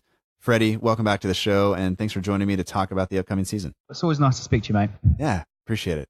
Tell us a little bit about The Ugly Inside. Of course, I think people probably know what it is by this point, but just what is it, and if there's anything maybe new coming for the season that people can look forward to? Yeah, so I think we actually did a special episode, didn't we, back in March to commemorate 30 years of The Ugly Inside. But my sort of part of The Ugly is kind of pushing the video content forwards. But The Ugly Inside is historically a fanzine, which we used to sell in a paper-based format, so the old Dale, selling for about 50p to £1 in its prime. And that ran from 1988 through to around the year 2000. And then from there, Nick put the fanzine online, and which is now a sort of message board forum. And Nick also writes the articles, and which is found on News Now. So we get quite a bit of traffic from there. People like to join the discussion. And then nearly 2.5 years ago, we launched the YouTube channel. So we've got video content now, how people can engage with us, join the conversation in that way as well. So enjoying the ride, and we've got loads of things sort of planned for the new season as well. All right. Well, looking forward to that. Let's kind of jump into the team and stuff like that, and looking at attack, midfield, defense, or goalkeeping. Which of those areas do you think is the strongest right now? I think hands down, you have to say without a doubt is midfield. Central midfield especially is probably where we have the most amount of talent. We are completely stacked of options. I was watching Celta Vigo last night, and I was speaking to Mike, actually. Mike, you might see from the fan cams over the course of the seasons. But we were saying, unfortunately for Harry Reid, great lad he is, but he's effectively 6th or 7th choice in the pecking order. Yeah. Unfortunate for Jordi Clase as well, great individual, but can't get ahead of, your likes of Oriol, Højbjerg, Lemina, and Stephen Davis. You could also put James Ward-Prowse in that bracket, but I think Mark Hughes wants to adapt him to a right wing back because we've hardly been linked with anybody at right back, and that's probably where I would say where our weakest strength in depth is that right wing back. Because Cedric, I don't think he's going to play the first weekend. He's lacking match fitness, didn't play a part in the Celta Vigo game, likely to play some part against Mönchengladbach, but it's certainly an area for me we need a little bit of extra strength. There is a current on Twitter of people who are starting to question whether or not he's going to come back because he hasn't been listed in any of the pictures. He hasn't been seen in any of the pictures. He hasn't been kind of, we made a big deal when Yoshida came back and all that stuff, and people are starting to go like, oh, he's not coming. And it's like, I'm not willing to like freak out about it yet, but if he goes and we don't have any, Harrison Reed and James Ward-Prowse are our starting right backs, that could be an issue. But of course, Jack Stevens and Jan Bednarak have also played. They can play in a back four. They're definitely not going to play that in a wing back situation. So just kind of going across, I know right wing back maybe or right back might be an issue, but attack, midfield, defense, goalkeeping. Which of those do you think is the weakest then? Well, so from the back forwards, obviously McCarthy signed an extension to his deal. He's obviously going to be number one, and Angus Gunn looks sharp. Fraser Forster's got to be on his way out. Burnley could come in for him. Somebody else might come in as well. But I would say that's probably the weakest area had to be fullback, like I sort of just mentioned. Yeah. However, having said that, though, we had Matt Targett that filled in at right wing back, popped up with a couple of assists yesterday. So, he could be a contingency plan. But a lot of people, of course, screaming out for a centre forward. But, speaking to a lot of people last night, do we really need a centre forward? All we need to do is just make sure we get Charlie Austin at least playing for at least 20 games this season. He has a great goal scoring record. I think it's almost 3-1, or 1 goal in every 3 games or so for every club that he's played for. And if we get Gabbiadini back on form, get him firing, he's a confidence player. So if we get him scoring, then I don't think we need another centre forward. All right. We'll have to see. We still, at time of speaking, we still have a few days left in the transfer window, so we'll have to see if Saints have anything up their sleeve. But it sounds like unless players go first, then we're probably done. So anyway, the next few questions, you can just give me a name. If you want to elaborate a little bit, that's totally fine. If not, no worries. Who do you think the highest scorer will be this season? I think you can't go any further than, say, Charlie Austin to be a top scorer. Like I just say, I think you just have to make sure he is fit and firing, and he will score us. I think an expectation, his challenge would be to get anywhere between 10 and 15 goals this season. And to be honest, that would be I think a lot of us would be pleased with that return, giving his goal scoring record. But you can, like I just mentioned, you can expect him to be out for at least 3 months. He will pick up an injury somewhere along the line. Yeah. So if we can get him on 10 goals or Gabbiadini on 10 goals, then you could even, consider Elianusi in that bracket. If he hits the ground running, he could be a sort of an unknown quantity in the Premier League. Yeah. So remains to be seen. All right. Player with the most assists. So difficult one for me for assists. We've just lost our leading influence in the summer. Dusan Tadic signed for Ajax. And over the course of the 4 years, he was leading the assists in every single season. I'm sure he was. Mm-hmm. So for me, I think a natural successor to that title, let's say, I think I'm going to look at Stuart Armstrong for this one. Okay. Player with the most assists. He can play in a variety of different positions: wide left, central midfield, deep in midfield, attacking midfield. So I think he's going to be, at the moment he's currently very much underrated. £7 million. You think in this current climate, £7 million, what is that? Yeah. But I think he's going to be more value than we actually signed him for. So Armstrong was my pick for assists. All right. Player with the most yellow and red cards combined. I had a little joke about this last night with my friend, and we said, we'll bet £10 each or something, £20. How many yellow cards Oriol Romeu will get this season? For me, there are 3 certainties in life: death, taxes, and an Oriol Romeu yellow card. And it has to be Romeu on the yellow cards this season. Yeah, 12, I think. Let's go for 12. 12. Oh my God. All right. I think somebody said he'd even get more than that. So we'll see. Who will play the most minutes for the club this year? Oh boy. I think Premier League wise, he's probably got to be Alex McCarthy. The way I look at it, I think Angus Gunn's going to be our cup keeper. Mm-hmm.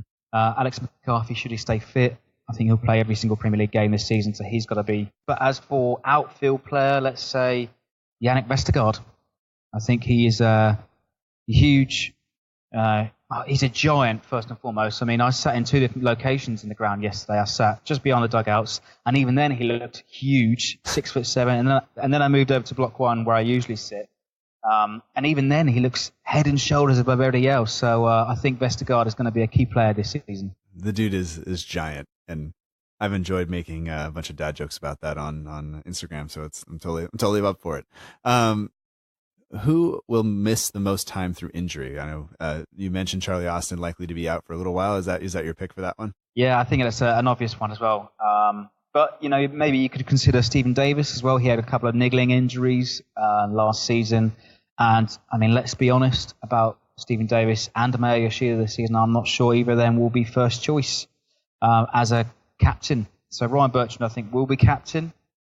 Stephen Davis may be in and out the injury room this season. And you could even consider Lamina might pick up quite a few of those injuries too. Some reports contradicting at the moment that he's missing through tonsillitis or something made up. But the reality is that his wife is 9 months pregnant and is on paternity leave. So people are interpreting it in many different ways. But I think it's got to be Charlie Austin for most amount of games missed for injury. Yeah. All right. Youth player most likely to have an impact on the first team. Clive absolutely loves Josh Sims.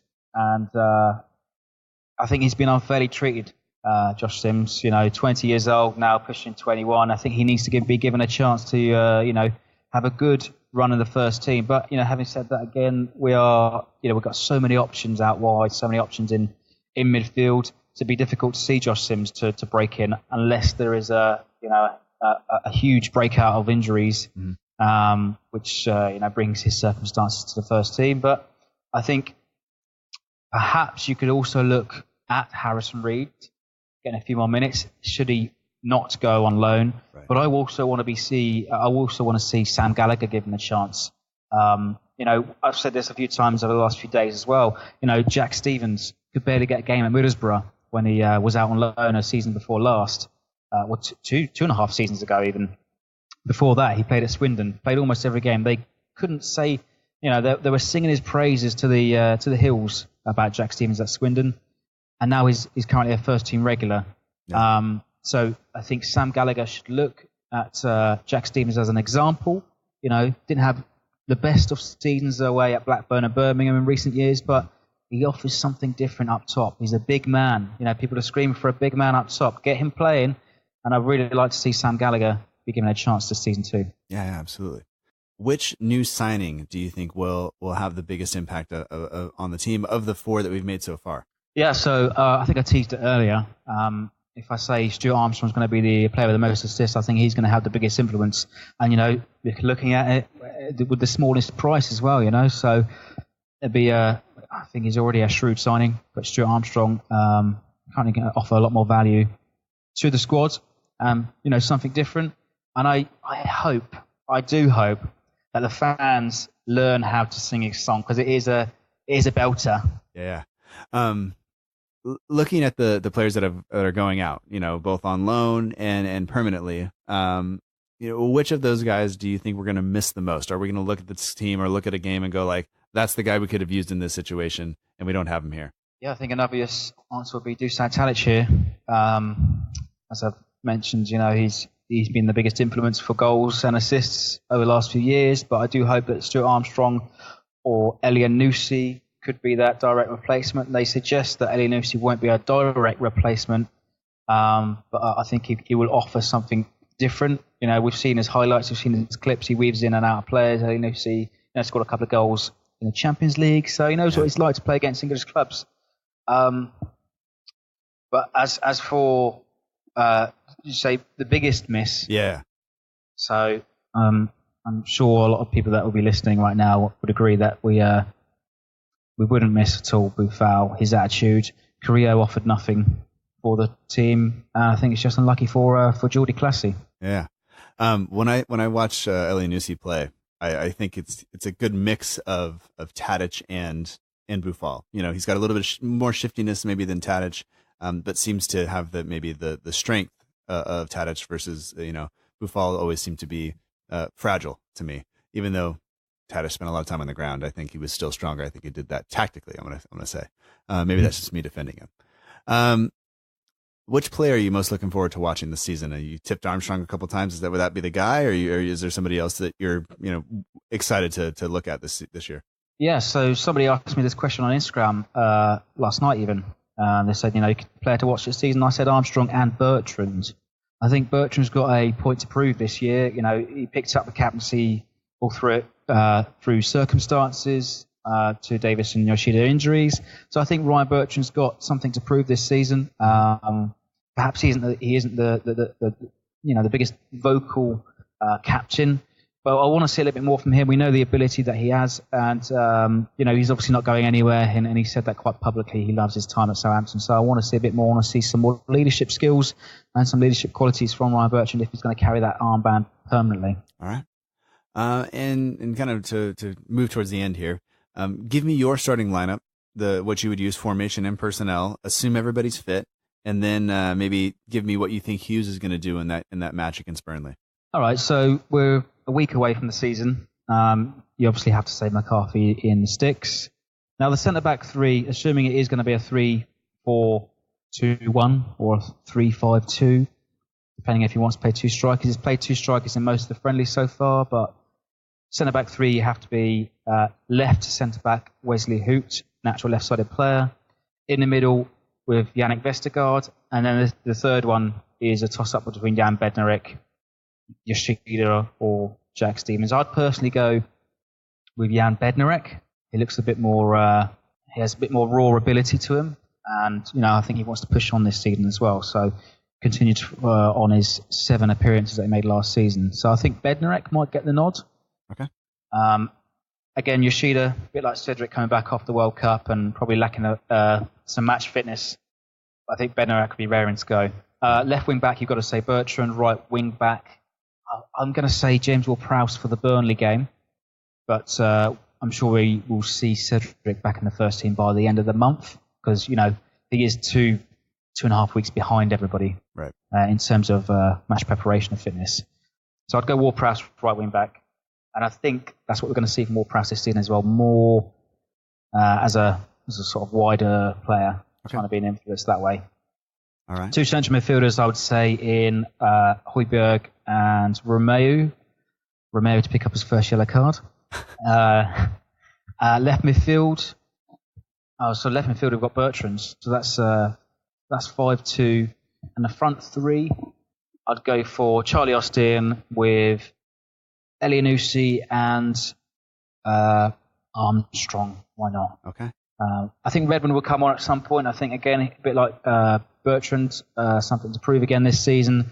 And I'm sure a lot of people would agree we want to see a bit more of an influence from Redmond, living up to expectations eventually. Yeah, absolutely. I guess I'm in Redmond's corner now. I've defended Tadic for a couple of years, and now he's gone, so I'll just move it over to Redmond. And I don't know. He got a lot of abuse last year, so hopefully that he just can, I guess, prove us wrong. Like that's what he has to do at this point, I guess. Where will we finish this season? I think realistic expectations, you got to say mid-table has got to be a target. It can't get any worse than it was last season, right? Yeah. And if it does, then there's serious questions to be asked. Because that means we will be playing Championship football, and you'll be struggling to find a stream yet again, Matt. Yeah. Yeah, we won't even talk about it yet. It's too early. It's August. I forgot to ask you, any changes to that lineup you think Hughes will make, or you think that's kind of what he'll go with as well? Yeah, so I think Redmond should be pushing for a starting position, having Elianusi and Redmond as natural wide players to accompany Charlie Austin up front, do the legwork, let's say. Mm-hmm. I wouldn't be surprised if Armstrong starts on the bench. So certainly places to be won. I think Stephen Davis may be pushing for a first team place too. All depends if he can regain his sharpness, because he and Shane Long looked really sloppy Wednesday night. In some of my kind of lineups that I've thought of, you could make that formation so attacking. If you have Bertrand and you have Cedric, and you put 2 guys in the middle like Højbjerg and Armstrong in midfield, and then you go 3-4-3 and have either Redmond or Elianusi out wide, and then Austin or Gabbiadini up front. That is just, you could really run at people. You can do a lot of things. And in the first 30 minutes of the stream that I saw against Celta Vigo, it seemed like Bertrand was really getting open and getting down that left-hand side, which I like. That was great. It's just, no goals then and then of course Target comes in and does it from the opposite side. So, but I didn't see that. Thanks, Southampton. Anyway, where will we finish this season? Let's go middle of the road, 10th. 10th place. Okay. Sure. All right. And finally, any final thoughts, and where can people find the YouTube channel and all that stuff? Yeah, so head over to the YouTube, youtube.com, type in The Ugly Inside in the search bar, or it's youtube.com/The Ugly Inside, one word. We're also on Facebook, Twitter, Instagram, all of the good stuff. All right, and links to all those are in the show notes, so people just click and go. Said that going on close to 200 times at this point in the history of this show. So yeah. But Freddie, thanks for joining me. Thanks for taking time out of your day to do this. I appreciate it. No problem, mate. It's really good to speak to you again. All right, man. We'll talk to you soon.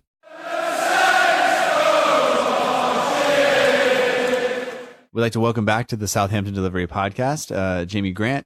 He runs the Southampton page on Twitter, Instagram, and Facebook. Partner of the show, helps promote the show on all the platforms, so I appreciate that. Jamie, welcome back, and thanks for joining me to talk and look forward to the upcoming season. Yeah, thanks for having us back, and yeah, good to speak as usual. Yeah, absolutely. So just very quickly, in case people aren't familiar, what is the Southampton page and what can people expect if they go and take a look at it? Basically, we're just a bit of news. Started covering the youth side a bit more. So we're basically just for news, and like I said, we try and get all the stuff out there for people that don't notice it, maybe from abroad or whatever. So we just try and cover all bases, really. Like, obviously, for example, with the game last night, not a lot of people knew it was on Celta Vigo's YouTube. So obviously, we try and find all the info out for people that can't, obviously, abroad, can't watch the game, for example. We try and cover all bases, sort of thing. Yeah, and that YouTube channel worked well for 30 minutes, and then it took a dump. That's all right. Still, better communication from them than the Southampton media team, which I'm normally not critical, but I was quite frustrated yesterday, if you couldn't tell from my tweets. Anyway, we'll leave that aside because it's one thing and whatever. But yes, the links to the Southampton page are in the show notes. Recommend you go check it out. But let's jump into some of these questions. We've talked to plenty of people that you were going to be the final one that we do. But let's look at attack, midfield, defense, and goalkeeping. Where do you think Saints are the strongest right now? That's a good question, actually. I think we're strongest right now. I don't know if I can use two positions. I'd say goalkeeper and midfield at the moment. I think, like I said, we've got McCarthy and obviously Angus Gunn, and obviously I know he's leaving, but we've got Fraser Forster at the moment, so we're quite strong in that sense. And like I said, yeah, and I think midfield as well, we're pretty much looking good there. All right. What about the weakest area of the team? I would say forward, because I still feel that we need to get at least one more forward before the window closes. So I think forward for me is a position we need to be trying to address. And then looking at the transfer market so far, we have the forward incoming signings. There's still a few days left. We're recording on August 2nd, so who knows what happens between now and the end of the window. But with the players we brought in, with losing Tadic and sending some guys out on loan, how do you feel about how the club has done so far? You think they've done an acceptable job, or what do you think? I think we've done well with. Vestergaard, I'm really pleased with. I thought we needed to address that centre back position by getting him in. Armstrong, who's I think is going to be one of our underrated signings, so to speak, because not a lot of people spoke about him, but I think he'll be really good. Elanusi as well, another one. I think with time he'll develop well, and obviously Angus Gunn is a good backup to McCarthy, and will offer more competition to McCarthy than obviously Fraser Forster would, I think. Yeah, absolutely. All right, so let's jump into some of the predictions for the season. You can just give me a player name if you want.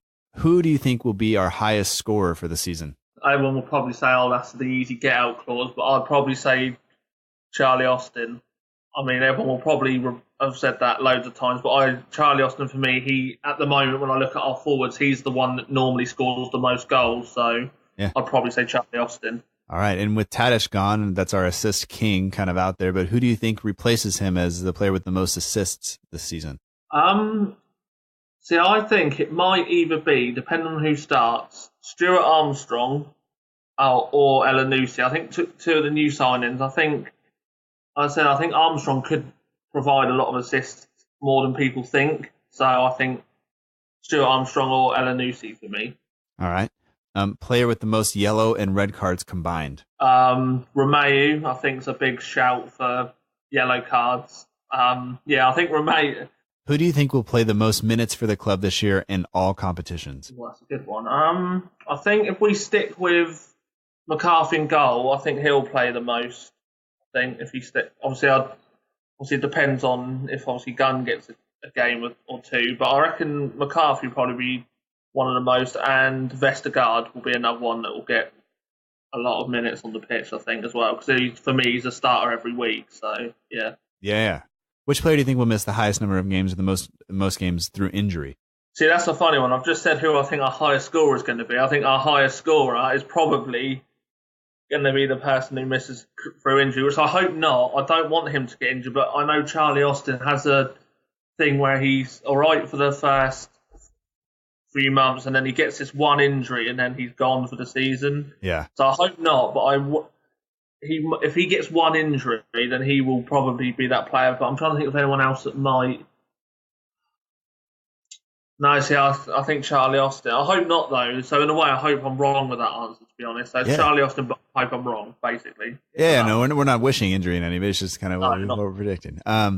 Which youth player do you think will have the biggest impact on the first team? See, I know there's a lot of clamber for Josh Sims this season, so I would say I reckon Josh Sims.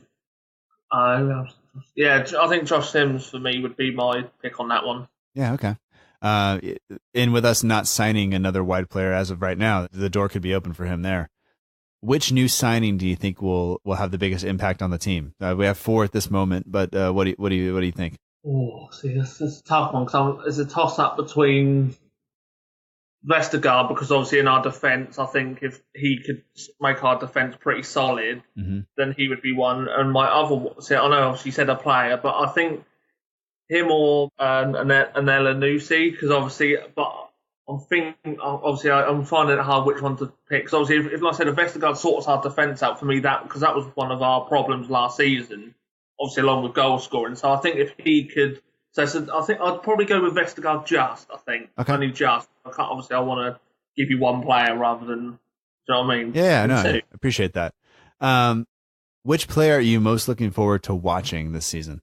I'd probably say Stuart Armstrong, actually, because he's, like I said, I think he could be one of them under the radar? Yeah. Under the radar signings. I think Stuart Armstrong for me would be. Yeah, I mean, in terms of the money he cost, it wasn't a ton. In terms of high profile, he wasn't really. Some of the Celtic fans said you should have gone for somebody else on the team. So I think it'll be. I think he looks good, and so I'm looking forward to watching him as well. Which outgoing player, either loan or permanent, so you have Tadic or all the players we have out on loan, which of those do you think will miss the most this season? I think you probably alluded to it, the assist king, I suppose. Tadic, I think. I won't lie, I was a massive critic of his earlier in the season, but how he ended the season, I sort of changed my mind, and obviously I was proved very wrong by him. And now I think, as you've just said, he was our assist king, and I think we might. Hopefully, someone else can take over the assist role, but I think we might miss that next season. But I hope we don't. Obviously, I hope someone steps up and replaces that. But it's obviously, like you said, it's quite tough to replace that. Yeah. So now, looking ahead to Burnley, give me your starting lineup, personnel and formation, and then like how you would do it, and then tell me kind of what you think Hughes will do, and assume everybody's fit, I guess. Which obviously the likelihood maybe of Cedric being ready or Yoshida being ready, but if everybody's fit and you could choose from anybody in the squad, like give me your lineup and then tell me what you think Hughes will do for Burnley. I see, personally, I'm quite boring really. I would do a 4-4-2, but I know we won't do that. But like I said, so everyone will probably go, why is he saying 4-4-2? But that's what I would do. So personally, I would probably this is me, my opinion. Obviously, I would go with McCarthy in goal, obviously Cedric, Vestergaard. I'd say Yoshida. I don't think that will be the person that will start, but I'll say Yoshida. Bertrand, and then I would have in the midfield, I'd probably have Lamina, Romeu. Left would be Elanusi. Right, I'd probably have Redmond on the right. And then I'd have, I think the problem is, this would be 2 up top. It'd be Austin and Gabardini, but like I said, I don't think it's going to be like that. Sure. So obviously, I'm saying what I would do myself, but obviously, I think, that's how I would start it myself. But I think it will be more of a 3 at the back. Lastly, just where do you think we're going to finish this season? So my prediction is going to change based. Obviously, I've got a prediction now, but obviously, based on what we do in the window, it might change. But currently, I would say 9th or 10th. But if we can get a recruitment, yes, that's the right word. Signing in before the window in the attacking mind, and I think maybe 8th, 9th I would go. Okay. But if we don't, I think 9th, 10th, possibly. All right, on that one. And well, thank you, Jamie, for giving me your thoughts on that and predicting the season, taking some time, and thank you for all that you do for the show. I do appreciate that more than I can express. So once again, you are at the Southampton page on Twitter and Instagram. Facebook, I think, is just facebook.com/Southampton page. Is that right? Yeah, I think it is. Yeah, I think it is. Yeah. And even if I'm wrong, the links are in the show notes because they're there every week, so you can click on them and find them. But so thank you again, and we'll talk to you throughout the year, I'm sure. Yeah, thank you for having me on. It's a pleasure as usual. All right, talk soon.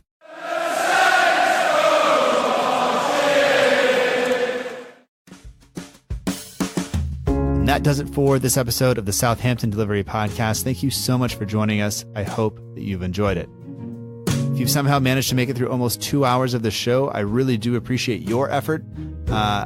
You deserve something, and hopefully that something will be 3 points from Saints at the weekend. So special thanks to all of the guests from this week's show: Lucy, Ben, Chris, Richard, Luke, Freddie, and Jamie. The show was impossible to do without you. And to everybody else who wanted to be a part of the show, who we just couldn't make schedules work, there will be a next time, and we'll get you on then.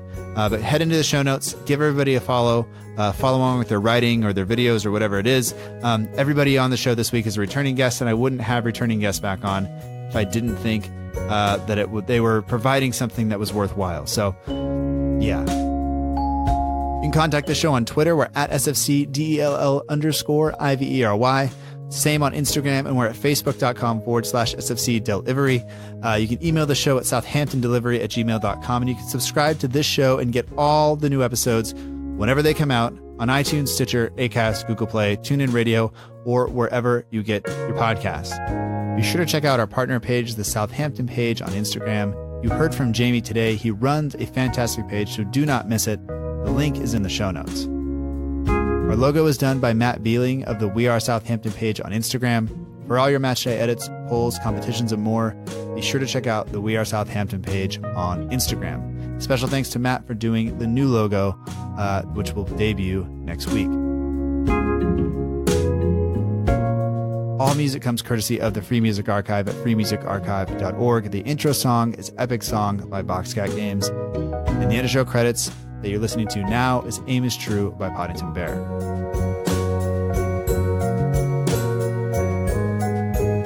That is all for this week. Make sure you subscribe so you don't miss next week's show. Into the 2018-2019 season, whatever comes, no matter what, together, we march on.